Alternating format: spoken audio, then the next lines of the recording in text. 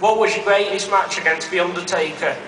I think the match I had in 1991 with The Undertaker was the greatest. I've had a bunch of them, and I always admired his work. Actually, when we're talking about Suburban Commando, whoever asked that question, thank you, brother. I was out in Los Angeles. Quick story, I won't bore you, I promise. I was out in Los Angeles with New Line Cinema. The company was just getting started. Now New Line Cinema makes all these huge movies, and all these guys came in, and all these actors came in, and they were casting them for the Bounty Hunter. We only had one guy named Tony Longo. We couldn't find another guy. And I said, I know a guy, and his name was Mean Mark Calloway. And he had no tattoos on him. He was real tall, red hair, and he was walking the top rope for Crockett Promotions. But 91 was my best match, and I brought The Undertaker after the movie with me to New York. And Vince McMahon was looking at him. I think I'm going to call you The Undertaker. I went, Vince, that'll never work. We're training, saying our prayers, eating our vitamins. You can't walk around with some guy with dead people in body bags. I said, Vince, you're wrong. It'll never work. Shows you how much I know. Thank you, brother. All right, thank you. All right, Rachel, who do we have next, sweetheart? We've got Shane over here. You again? It's me, I'm back. I love you, man. You're awesome. I love you too, Hulk. I have travelled from South Wales. I come to your show yesterday, London, and I'm here tonight, Manchester. Sheffield, sorry. Oh, hey, wait a minute. I'm not the only one, Silver Dome. I was speaking of the Superdome. I have to do that one. I'm a Man United fan. Hey, how does it feel, brother? Great. Except I did it in front of 80,000 people. I've been a fan of yours since I was 5. It's an absolute honour to be in this position to ask you this question. You are, without doubt, in my mind, and everybody that's watching you and taking part in the show, the biggest wrestler of all time. My question is, Hulk, what is your personal opinions on Stone Cold Steve Austin, Bret the Hitman Hart, and The Rock? The closest 3 to you, but you are the best. Wow. Stone Cold Steve Austin. When we were doing WCW and we were going against the WWE, I was so focused on trying to make Hollywood Hogan the greatest bad guy in the world, I really didn't notice Stunning Steve Austin that much. He had a lady manager at the time, and he was tag team with Brian Pillman, so we kind of like fit in, you know, and I really didn't see him standing out. And all of a sudden, when he went to the WWE and he shaved his head and he became Stone Cold Steve Austin, he took that Hulkamania thing and he raised the bar. And it's kind of hard to follow, you know, an established gimmick or theme or storyline, but nothing but respect for him. And all that heat that everybody always says between him and I, it's all good, brother. It's a work. He's a good guy. Bret the Hitman Hart, nothing but respect for him and his family. Good friend of his dad, Stu. I was a good friend to Owen. The whole family's great. Bret and I had a falling out somewhere along the line, and it just never got better. And it happened when we were in the WWE. You guys are brutal. Can I finish, please? Just teasing. But anyway, we had this problem in the WWE, and all of a sudden, I didn't think it would be fixed. And then when Eric Bischoff started talking about bringing people in, and he brought up the Macho Man, I said, oh my God, yeah, bring Randy in. And I thought I had heat with Randy, but as soon as Randy came in, we were cool. And then Eric came to me and goes, hey Hogan, what do you think about bringing Bret in? I said, bring him in, brother. This is business. And when Bret came to WCW, we had a bunch of matches together, 7 or 8 matches. I know he had a situation where he fell off his bicycle or something and got hurt. And we had a bunch of matches in the ring and everything was fine.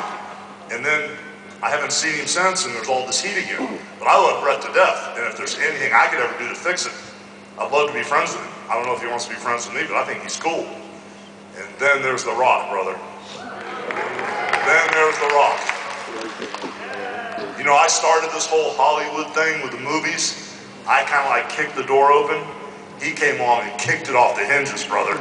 I mean, this guy is the biggest mega superstar ever, and in the ring, he's got his act together. Because all these new guys, they'll talk for like 4 hours during the day, and they'll go out and they'll have a 3-minute match. And I'm going, what did you guys talk about all day long? And I said, as you're talking about planning this match out, if it's going bad or the crowd's not reacting, what are you going to do? Keep doing the same thing you talked about? So I got in a situation with The Rock at WrestleMania 18 where he wanted to talk about the match. So I flew down to Miami out of respect. The Rock was there. His dad, Rocky Johnson, was there. Pat Patterson was there. And The Rock wanted to walk around the ring, take all these bumps, 2 punches here, 3 punches there. Then we'll go to a body slam, miss 2 elbows, drop kick over the top rope, pull me out, post me, running. Oh, whoa, stop. And The Rock's dad, Rocky Johnson, was going, listen to Hogan, Rock. And so I kind of listened to what he said, and I said, but I can't take all these bumps. There's an empty arena, there's an empty ring. I'll get hurt in here. I need to do it in front of a bunch of people. So when we got to Sky Dome, thank you, Silverdome, Georgia Dome, Sky Dome, Silverdome, Tokyo Dome, when we got to the Dome, all of a sudden he went out and got booed. And all of a sudden he started the match out kind of like how he, wanted to do down in Miami when we rehearsed it. And he kept punching me, and I could see his eyes about this. So I just stuck my thumb right in his eye, or I hit him with a chop or something. And I said, let me just beat on you for a little while and just follow me. And brother, this guy was unbelievable. He started following me around a little bit, then he started leading me, and I've never been in a match other than with Andre the Giant where the other guy led me. And this guy is on point. He's the best there is, brother. No doubt. Well, I don't care what anybody says, this guy's got his act together in the ring. I just wish he was still wrestling. Thank you, brother. All right, thank you. Huckster? Big man. We got Luke over here. Hi, Hulk. Hey, brother. What's your dream match? My dream match? Well, I got a couple of them. The dream match of all dream matches for me is to get in that ring with that no good, rotten rattlesnake, Stone Cold Steve Austin. That would be the dream match. And then I got another one. I'd love to get in the ring with Vince McMahon and beat him up again right now. And then I got one more. I'd love to get in the ring and beat the crap out of John Cena. Have John Cena turn into being a bad guy. All right. Yeah, easy, brother. Rachel, who else do we have, honey? We've got Jack over here for you. Hogan, what's your biggest influence in your life? My biggest influence in my life? Probably this wrestling business. It took me a while to find a role model, and I had no idea the role model was sitting there at the dinner table with me every night, my father, because my dad I never heard one cuss word out of my father. I never heard him say anything bad to anybody. And whenever I try to talk to him about God or the Bible or spirituality, he goes, oh, just don't worry about it, it's all Mother Nature. I didn't realize how smart he was. What was the rest of the question? Oh, these guys are awesome, man. These guys are awesome, but the wrestling business was what, was like my role model. Just this wrestling business is what's influenced me more than anything in my life. I love this business. Right now, I wish I was still part of it because it's in my blood. I miss it so much, just being around the guys, being around all you people. It's something that I love and I crave, and I just miss it so much. And thank you guys for having me.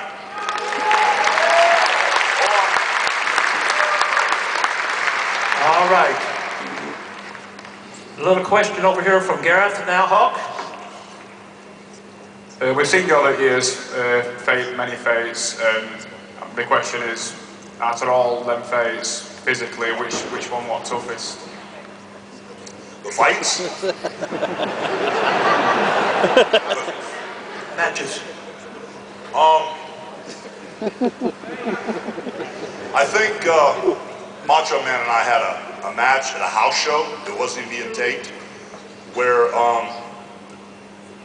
would knock me down in the center of the ring, and I'd turn around, he'd be on the top turnbuckle, and when he dove, I would catch him. You know, like these guys do all the time on TV. To us, it was a big deal back then. And then I had this brilliant idea, instead of being in the middle of the ring, let me go down to the floor. Instead of taking the bump in the middle of the ring, I'll roll out of the ring and I'll be on the floor. Well, this extra momentum, this extra 5 feet of momentum, makes the body heavier and it comes at you a lot harder. So instead of catching him on my chest, when Randy dove, he was short, and I reached out with both arms. And when I did, it tore both of my biceps. And it hurt like crazy, but back in the day, if you tore something or you got hurt, you didn't take a day off. So the toughest matches I had, the things that hurt the most were, I wrestled 21 days in a row after that in Japan with 2 torn biceps. That was the worst, brother. That was the worst injury, the worst matches I ever had, because the pain was so bad. Thank you, brother. Okay. Hey Hulk, we got Joe for you. Hi Hulk, just a question. Survivor Series 90, Hulkamaniacs against natural disasters. The perfect team against the Warriors. Probably one of the best and most underrated PPVs of all time. The debut of The Undertaker, the debut of the Gobbledygooker, and obviously and the debut of the Ultimate Survivor match. Take that into account, why is Vince purposely going out of his way now to put on $2 PPVs every single other week just to make quick money instead of trying to bring new fans in and create long-time storylines? Is that a question? Well, you know, it's hard to think of it in any other terms than the wrestling fan, because I'm with you guys, I'm the biggest fan ever. I record everything, I watch everything over and over. But I think because there's so much competition in the universe now.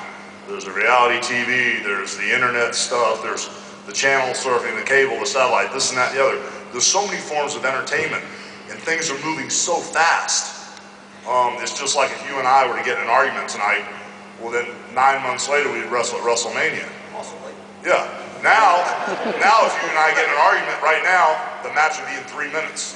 You know? And so I think that things are moving so fast, he's going to stay ahead of the curve. That's why there's so many pay-per-views. There's so many this, there's so many that. I think it's just, he's trying to stay in the entertainment game that you have to put out so much product and so many shows. He's caught in the system. That's what I think. All right, thank you. All right, oh, we have a real Hulkamaniac over here. His name is Sean.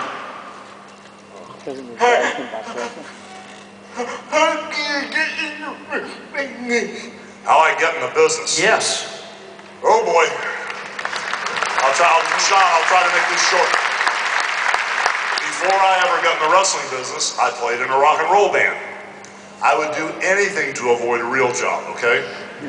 So I played music for 10 years, and when I came back to Tampa, Florida, I was in a really good local rock and roll band. And all of a sudden, all the wrestlers started coming in to hear the band every night. And I'd always been a big wrestling fan. Watched these guys on TV. My #1 wrestler that I loved to death was Dusty Rhodes. And then every once in a while, the guys would come down from New York, like the Russian Bear, Ivan Koloff, or superstar Billy Graham. And I saw all these guys coming down, and they started coming into the bar where I was playing at. So I went up to one of the wrestlers and I said, "Hey man, you know, I think I'm in pretty good shape. You think I could be a wrestler?" Now there was no performance center. There was no 3D academy like the Dudleys have. Santa Claus didn't bring me a pair of wrestling boots and send me to wrestling school. What happened was they said, "We'll set you up with a guy named Hiro Matsuda." So I had real long blonde hair back in the day when I was playing guitar in a band. I went down to the wrestling business. I went down to the sportatorium. And back then, they didn't have a school where 30 or 40 people could get in the wrestling business. They had 8 or 10 guys. And if I wanted to be a wrestler, I had to take his job away from him. You know, I had to take the money out of his pocket or his pocket. So they got me in the ring the first day. They exercised me till I almost fainted. Then they got me in the ring. They broke my leg the first day. And they thought they'd never see me again. And 3 months later, I came back. I cut my hair short like yours, and I made the decision in my head that nobody was ever going to hurt me again. And they actually spent 2 years teaching me how to wrestle, and then they sent me to Japan. But that's how I get in. All right, thank you, Sean. Rachel, who's next, honey? Hey, brother. We've got Rupee up next with a question. Hi Hulk. First thing I want to do is just say a massive big thank you for everything that you've done in the business. I was going to ask you if you could have one more match, but I think that question's kind of been asked. The question that's on my mind is, when Bischoff came to you with this idea of a Hollywood Hulk Hogan, I just wondered what went through your mind, because that was a massive change, turned to a heel from being a face. And I've got one more question, but I'll ask that after this answer, if that's okay. Okay, well, you can't forget that when I first went to the WWF, I was a heel. And I wrestled Andre the Giant all over the place. Then I got fired for doing the Rocky movie. Then when I went back to the WWF, I beat the Iron Sheik. And I was a babyface that whole time. After the match with the Ultimate Warrior, I went to Vince. I wanted to turn heel then. I wanted to stab the Ultimate Warrior in the back. You know, once he beat me and he had his hand raised, I wanted to circle back around and stiff him, you know, and beat the tar out of him. And Vince says, no, you can never be a heel. And so we go to a point in the early 90s where Vince McMahon thought the Red Yellow Hulkamania run was completely over. I had a different opinion.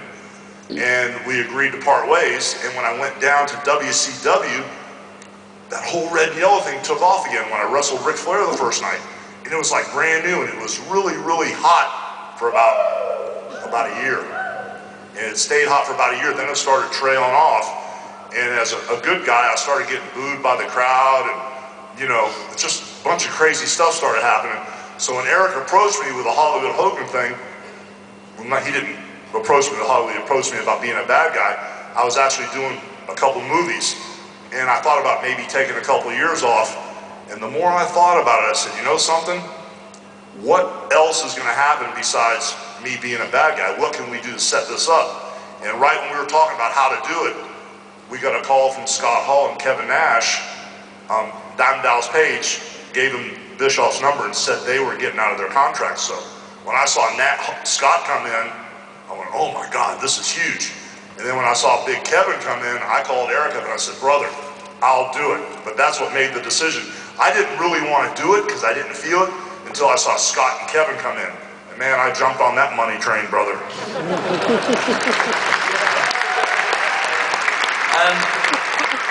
The kind of second question is a kind of request. It's always been my dream, and I'm guessing it's everyone's dream here, to pose at the end of a match with you. And I just wondered while I'm here if I could do a pose at all. You know what, brother? When we get done tonight, you jump up here with me, we'll pose down together. Thank you very much. I got you. Where are you sitting at? Okay, man. Jimmy, all right. Don't forget him. I'll make sure. All right. We know where you're sitting. All right. We have Craig here for you, Hulkster. This is a personal question, but as a fellow Brit, what are your memories of the British Bulldog Davey Boy Smith? Wow.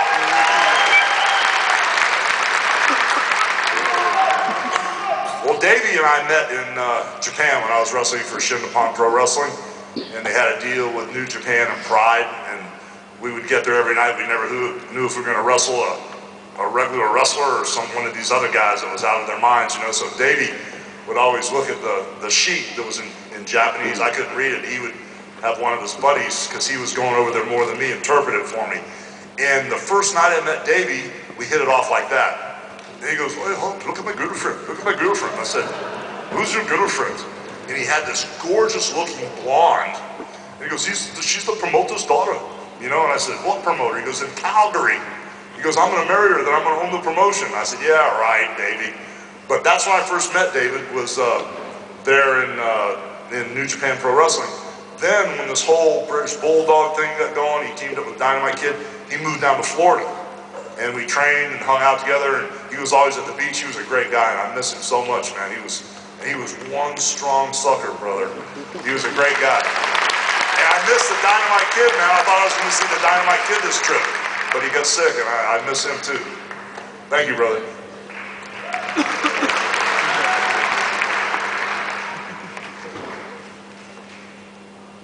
All right, Rachel. I'm sorry, I was having a conversation with the gentleman from Italy. We've got Seb up next. Hey, why did you go to WCW?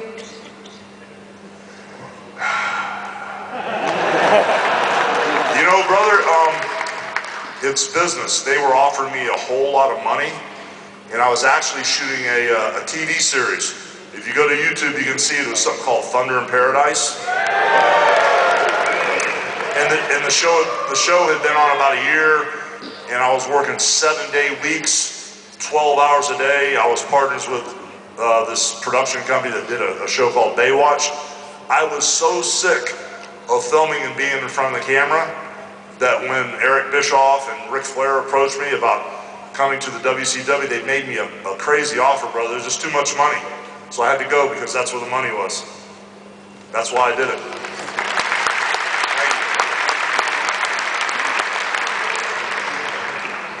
All right, Jacqueline's here from Italy, and he just asked me a while ago, he said his plane was late, everything he took was late here today, and he had the VIP ticket, so I think that allows him to get a picture later on, and I'll let him know that later on tonight, which I'll make an announcement later on, we're going to be doing pictures upstairs, right? Yes, sir. So you got a question for him other than that? Yes.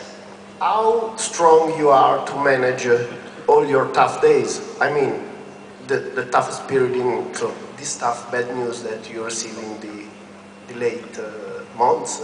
Bad news? What bad news? You know, it's I mean, for anybody, you know, life is. Nobody said life would be easy, and nobody said life would be hard. Things go in cycles, and the way I look at things, I look at life is always happening. Good things always happen in my life, and I'm very spiritual, very religious.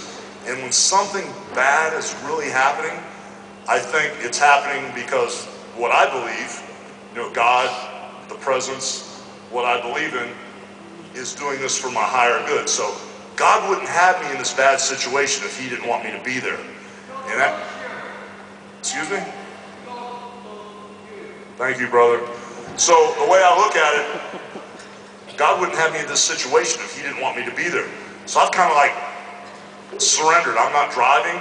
I'm in the middle of the storm, and he's kind of like blowing me wherever he wants me to be. And it's, to me, it's a test of faith. You know, I've made mistakes. A lot of people make mistakes, but the thing is, when you get knocked down, you get back up and keep going forward. And you have to be accountable. If you did it, you have to say you did it, you know. And for me, all you guys are so loyal that when I do something really stupid, you guys know me. You guys know I either got dropped on my head, or I made a huge mistake, or I said something really dumb. But that's because I was mad, or I was at a low point in my life, but that's not who I am. And so all these guys out here, and all these maniacs, and all these beautiful ladies out here, they know who I am. So for me, I found out who my friends are, and who loves me, and who's with me for the long haul. And when bad things happen, brother,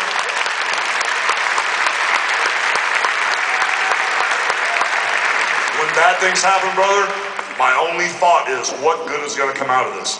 That means I'm not done yet. I need to learn another lesson because I apparently haven't learned yet. And this too shall pass, brother. But to me, life is always good to me. And all this stuff happens to make me a better person. That's how I look at it. All right, thank you. Rachel, next girl. We've got Steve up next. Hi Hulk, it's a great honour. Thank you, brother. A lot's happened this year, hasn't it? Yes, sir.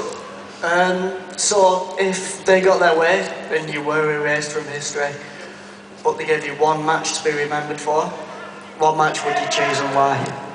Oh, brother, if there was one match to be remembered for, it'd be WrestleMania 3. And Andre.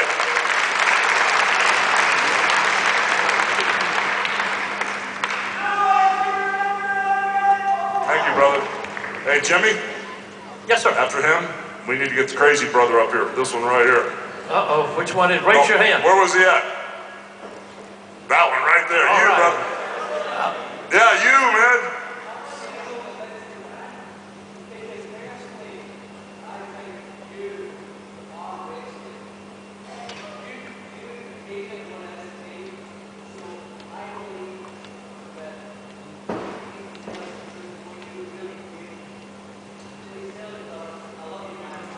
About Vince? Well, no. What, brother? Like I told you, there's two Vince McMahons.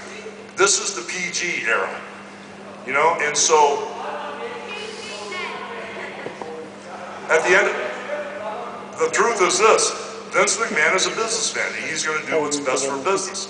I made a huge mistake, you know, and I apologize for it. That's not who I am. But Vince, as a businessman, had to make a decision: what's best for his business. That's the only thing I can say. That's your opinion. I'm not saying I disagree with you. I'm not saying I disagree with you, but that's, I love you too. But that's your opinion. I know you will, brother. Thank you, guys.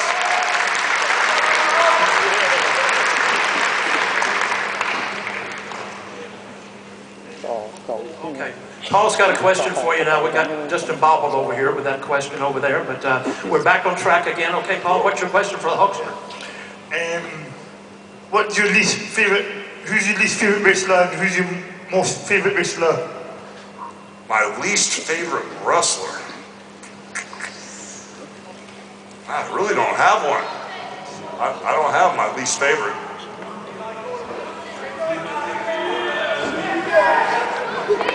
Yeah, are you making a Hulk Hogan's best reality show? No more reality shows.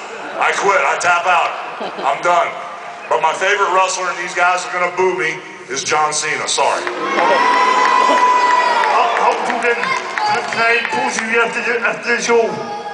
I don't know, brother. We'll figure that one out. We might do it upstairs at the Heart Room, okay? All right. Rachel, next, baby. We've got Frankie over here. Who was the first one to beat you? The first one to beat me? I've been beat a lot. Let's see, I can't think of who hasn't beat me. The first one to beat me. Well, the first one to beat me in New York was Bob Backlund. He was the WWF champion, and the next one was Andre. But there's a long list. The Undertaker, Triple H, The Rock. There's a bunch of them.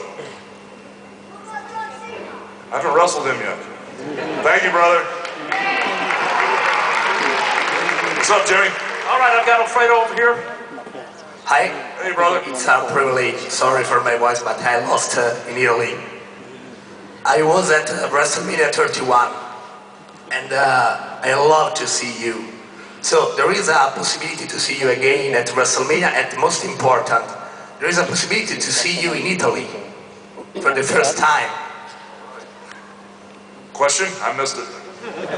Now, if there is a possibility to see you again at WrestleMania and in Italy. Well, I'd love to come to Italy, but, you know, I'm kind of heartbroken over this year because WrestleMania 32, they're in Dallas at the AT&T Stadium. And I was there to make the announcement with John Cena and Stephanie McMahon that we were going into the building, we were going to try to break my record. So after WrestleMania last year in Santa Clara, where they played, the 49ers played, after WrestleMania, I saw Vince McMahon in the hotel. And I said, I'm gonna have my last match at WrestleMania 32, and I'm gonna be on the card when we break my old record of 92,000 people. And Vince McMahon and I shook hands.